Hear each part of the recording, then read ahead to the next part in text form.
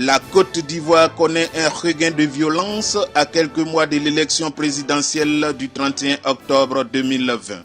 Devant la gravité de la situation, le président de l'Initiative pour la paix et de la plateforme Consensus national pour le changement, la réconciliation et la paix en Côte d'Ivoire, Konakwadio Siméon, par ailleurs candidat à l'élection présidentielle, lance un appel aux leaders et acteurs politiques de Côte d'Ivoire. Mesdames et messieurs, chers leaders et acteurs politiques de Côte d'Ivoire, il y a quelques jours, j'ai déclaré solennellement mon intention de me porter à nouveau candidat à l'élection du président de la République et j'en ai amplement donné les raisons. Elles tiennent essentiellement à ma détermination de ne point laisser sombrer à nouveau mon pays et mon peuple dans le chaos de l'implosion tel qu'il se dessine, hélas, clairement à l'horizon. Et pour ce faire, à la nécessité de ma présence sur le chiquier politique pour y apporter la voix du peuple et montrer la voix de Dieu, la voix du pardon, de la réconciliation et de la paix. Réconciliation qui est l'objet de ma mission et donc de mon intrusion sur ce terrain qui n'est pas mien, car à la base, je suis et je demeure de la société civile.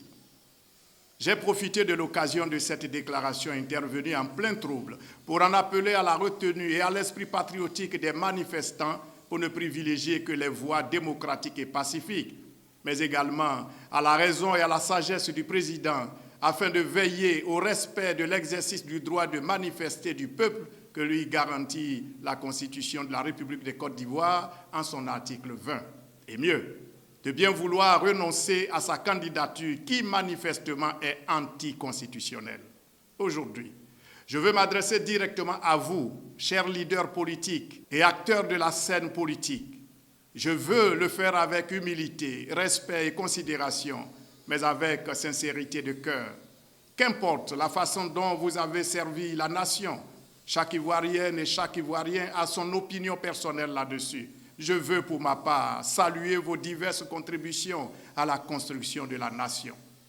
Il devient cependant de plus en plus difficile de saisir le motif de votre obstination à vouloir demeurer à tout prix éternellement au pouvoir, quelles que soient les conséquences sur la paix sociale et sur l'unité de la nation. Les cris, les pleurs, les gémissements et autres souffrances du peuple semblent plutôt devenus pour vous des stimulants pour l'ego et le zèle suicidaire et meurtrier. Est-ce vraiment dans l'intérêt supérieur de la nation que vous agissez ainsi? Il est pourtant plus facile pour vous de comprendre que le peuple martyr qui a trop longtemps souffert de vos divisions n'a de plus grand besoin aujourd'hui que votre entente en tant que frères et sœurs de la même patrie et non plus de vos sempiternelles querelles qui l'ont toujours plongé dans les larmes, le sang et la souffrance. Sans blesser votre amour-propre, ce n'est nullement mon propos ni mon intention. Permettez-moi, à ma qualité de neutre réconciliateur, de vous dire que le chemin sur lequel vous avez engagé le pays depuis une trentaine d'années et aujourd'hui encore ne peut conduire, comme je n'ai eu de cesse de vous le rappeler, qu'à la destruction du pays et donc de tout ce que vous avez contribué à bâtir avec tant de sacrifices. Acceptez alors que je vous dise qu'ainsi vous êtes à deux doigts de brûler ce beau pays et vous-même avec. Chers leaders politiques, reconnaissez que vous ne pouvez plus continuer à mener le peuple sur ce chemin périlleux. Reconnaissez humblement que sur le chantier de la réconciliation, préalable à la paix, à la véritable paix, elle-même véritable condition au développement et donc à l'épanouissement et au bien-être de nos concitoyens, vous avez tous échoué. Je vous invite humblement à constater que malgré votre bonne volonté et vos efforts, l'œuvre de la réconciliation ne peut provenir de vous, pour la bonne et compréhensible raison que vous êtes tous des protagonistes et en vertu de ce que nul ne peut être à la fois juge et partie. Ce sont des vérités que je vous répète depuis 20 ans maintenant. Au seuil de la dangereuse croisée actuelle des chemins où se trouve notre pays, le moment ne serait-il pas venu d'écouter la voix de Dieu, la voix de la sagesse et de la raison, en laissant cette mission de réconciliation à qui Dieu l'a confiée pour conduire le pays à une sortie de crise définitive et partant à la paix définitive, pour vous permettre de vaquer sereinement et paisiblement à vos activités politiques par la suite. Vous avez tous déjà été tour à tour président de la République et je m'en réjouis. Quel autre bonheur cherchez-vous encore pour vous accrocher tant à ce fauteuil? Je vous rappelle que même si vous n'êtes plus assis sur ce fauteuil, vous serez toujours appelé président. Pourquoi cherchez-vous l'humiliation après tant d'années de gloire? Pourquoi voulez-vous attirer la colère de Dieu sur vous en vous obstinant dans la voie qui fait souffrir le peuple, son peuple? Je vous invite tous à marquer une halte et à vous tourner avec contrition et repentance vers Dieu et le peuple pour un pardon sincère. Et engageons-nous tous à suivre le chemin de Dieu. Le chemin, c'est la transition démocratique, consensuelle et inclusive.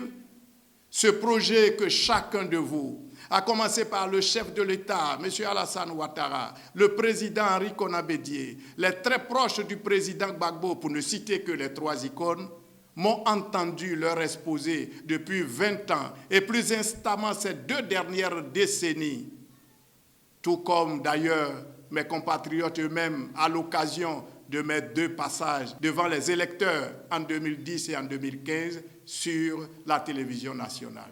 Et bien aujourd'hui, devant le recours à l'insurrection qui semble devenu l'ultime moyen de décanter la situation, le moment est plus que jamais venu d'expérimenter cette voie de Dieu.